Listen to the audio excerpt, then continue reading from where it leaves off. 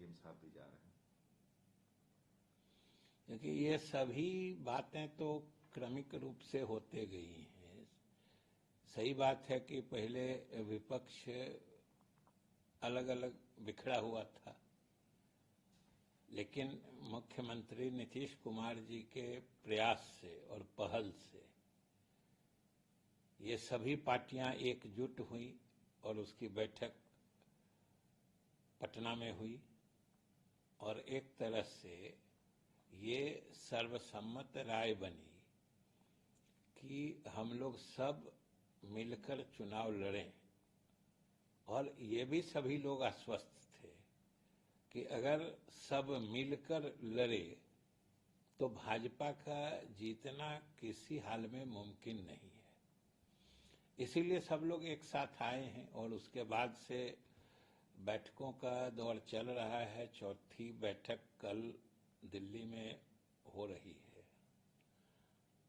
हालांकि नीतीश कुमार जी ने उसी वक्त शुरू में ही कहा था कि मुख्य मुद्दा एक बार अगर आपसी सहमति बन जाती है कि हम लोग सब मिलकर चुनाव लड़ेंगे, तो उसके बाद से मुख्य मुद्दा हो जाता है राज्यवार, मतलब स्टेट वाइज विभिन्न राजनीतिक दलों के बीच जो सीटों का बंटवारा होता है उस पर सहमति के संबंध में। क्योंकि सबसे अंतिम और अर्थपूर्ण बात वही होती है कि अगर सीटों पर या सीटों के मामले में बंटवारा मुकम्मल सहमति के साथ हो गया तो वो एक तरह से परफेक्ट और काफी मजबूत अलायंस होता है। कभी कभी एक आध दो सीट पर नहीं होता है तो वैसी भी स्थिति बनती है, लेकिन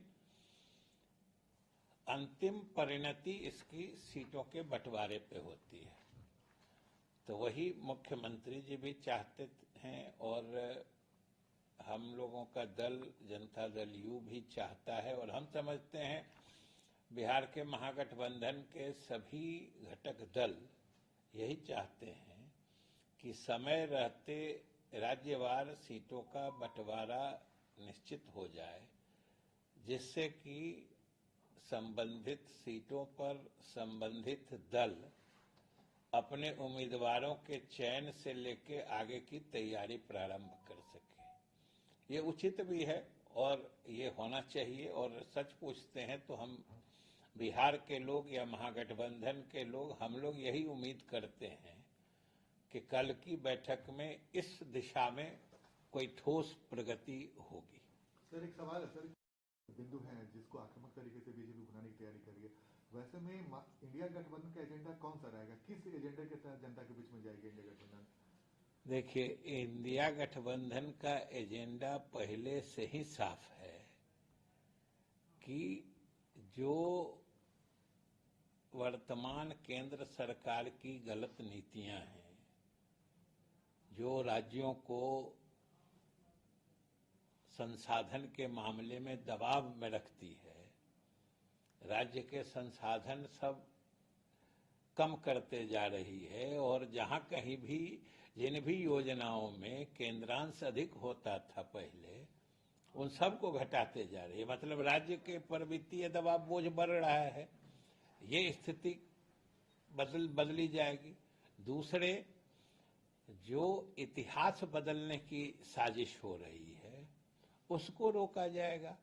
हम समझते हैं कि देश का कौन संवेदनशील नागरिक होगा जो देश के इतिहास बदलना चाहेगा।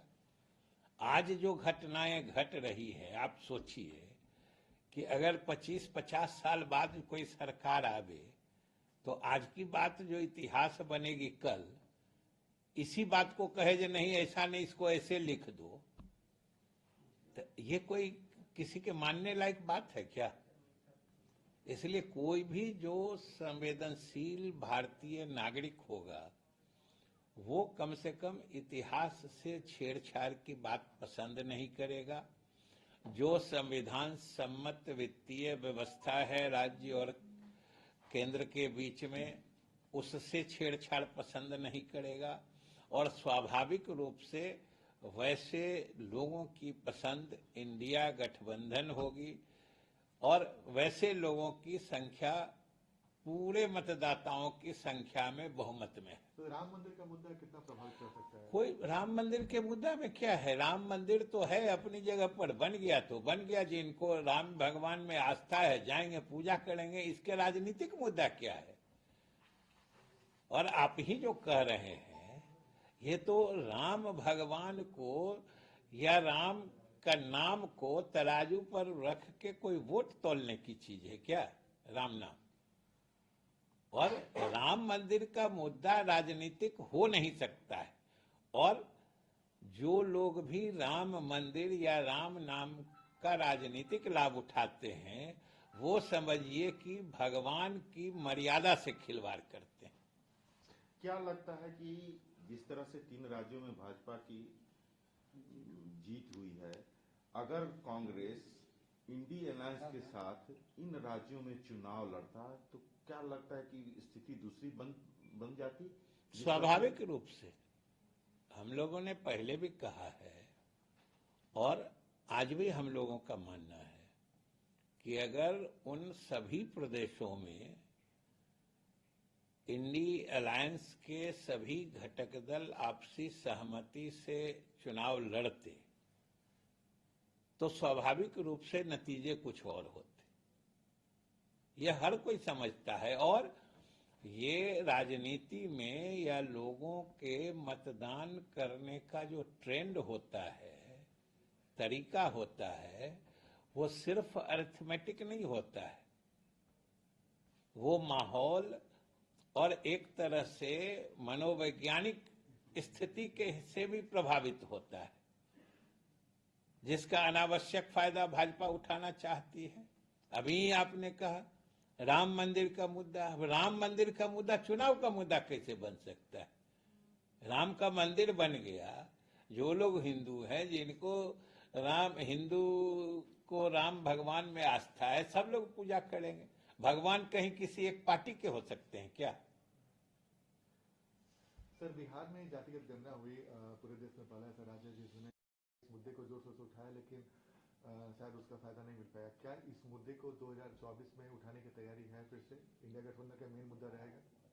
देखिए, इस मुद्दे की प्रासंगिकता, उपयोगिता और इसकी महत्ता, ये तीनों चीज स्थापित है। और तभी आज देश के हर कोने से जाति आधारित गणना या जनगणना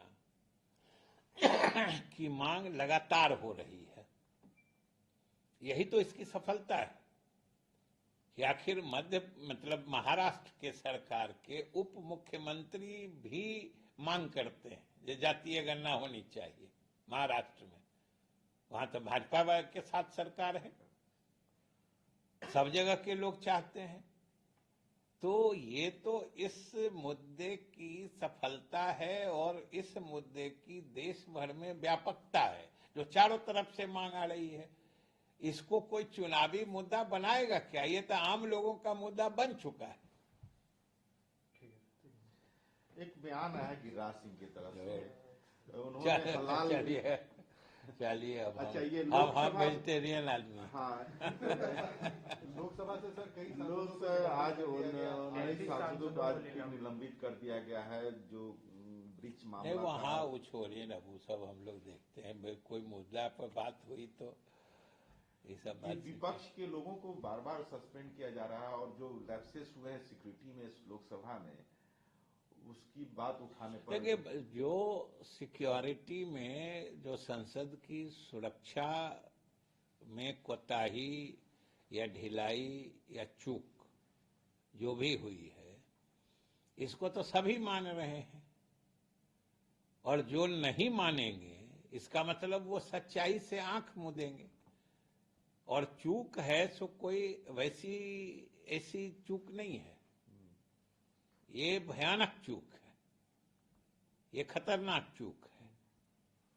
तो सब लोग कह रहे हैं कि इसके लिए दोषी या जिम्मेदार लोगों की पहचान करके कार्रवाई की जाएगी और अगर विपक्षी दल इस मुद्दे को गंभीरता से लेने के लिए सरकार पर दबाव डाल रहे हैं तो यह भी कोई अनुचित बात थोड़े ही है।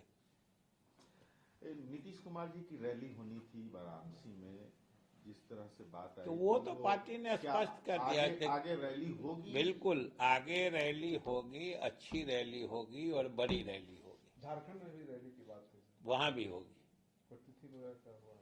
ये सब जगह होगी। जब स्वाभाविक रूप से जो हमारे लीडर हैं, सरकार के भी मुखिया हैं और पार्टी के सर्वमान्य नेता हैं और देश में आम चुनाव होने वाले हैं, तो वो तो अलग अलग जगहों पर जाएंगे, सभाएं होंगी ही।